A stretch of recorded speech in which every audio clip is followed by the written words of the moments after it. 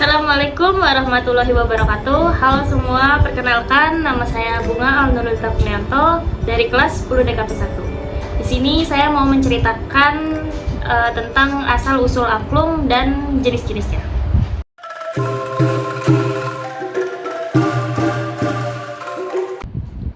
Angklung adalah alat musik multitonal yang berkembang dari masyarakat Sunda.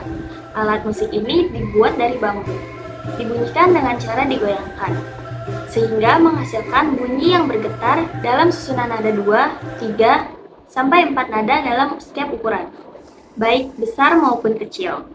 Dictionary of the Sunda Language karya Jonathan Rich yang diterbitkan pada tahun 1862 di Batavia menuliskan bahwa angklung adalah alat musik yang terbuat dari pipa-pipa bambu yang dipotong ujung-ujungnya menyerupai pipa-pipa dalam suatu organ dan diikat bersama dalam suatu bingkai, digetarkan untuk menghasilkan bunyi.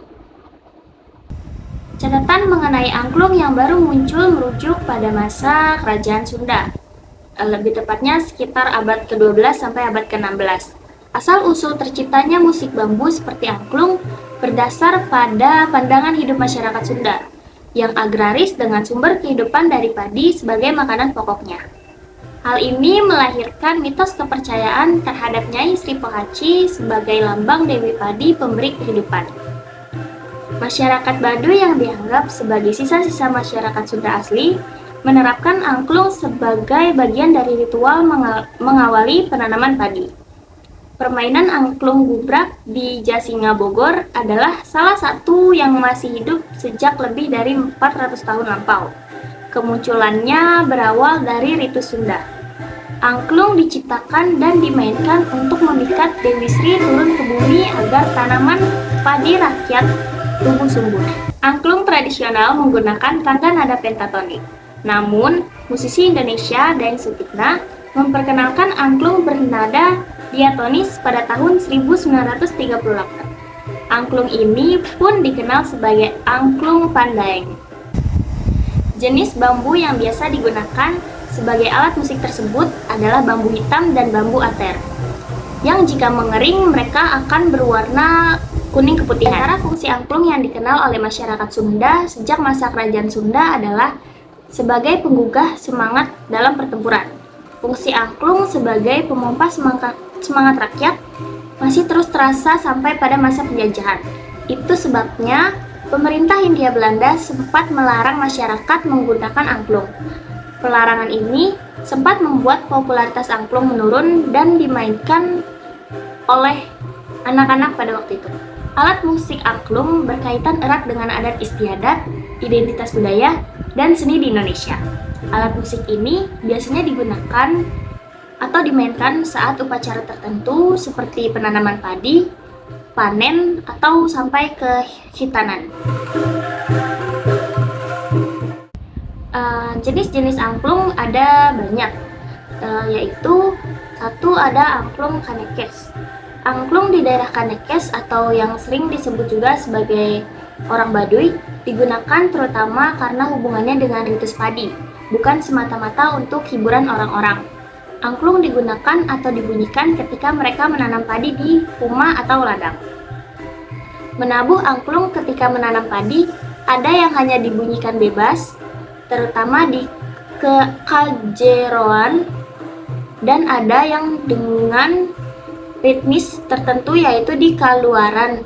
Meski demikian, masih bisa ditampilkan di luar ritus padi tetapi tetap mempunyai aturan.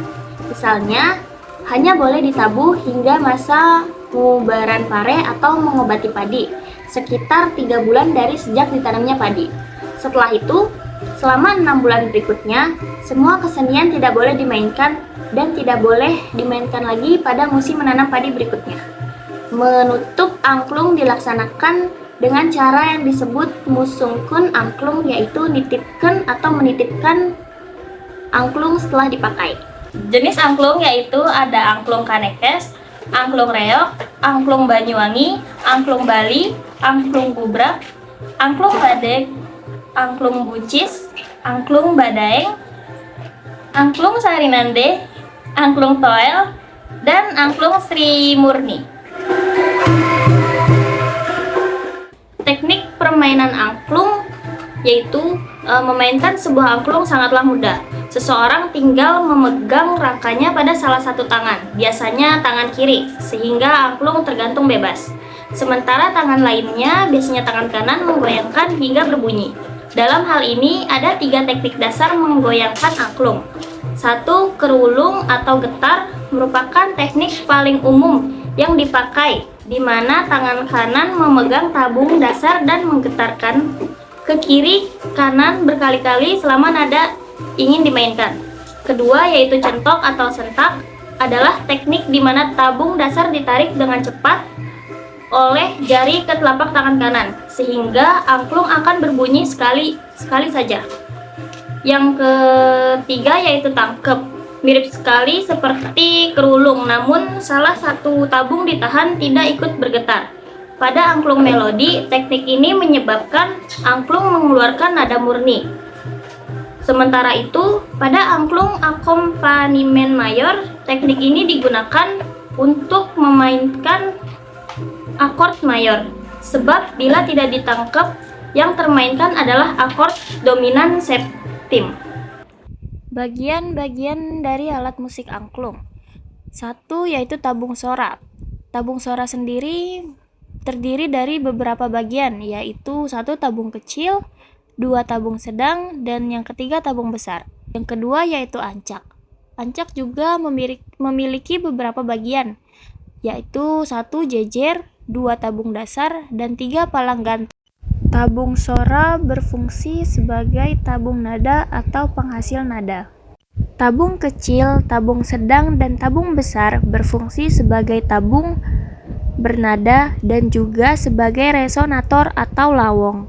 Tabung besar, kecil, dan sedang bisa disebut juga berfungsi sebagai penghasil nada-nada atau suara pada angklung. Ancak berfungsi sebagai kerangka angklung. Jejer berfungsi sebagai kerangka angklung yang digunakan untuk menyambungkan palang gantung agar palang gantung kuat menggantung atau menyangga tabung sora atau liang toros. Tabung dasar berfungsi sebagai kerangka angklung untuk memperkuat kerangka angklung lainnya. Tabung dasar berada di bawah bagian angklung yang berbentuk horizontal.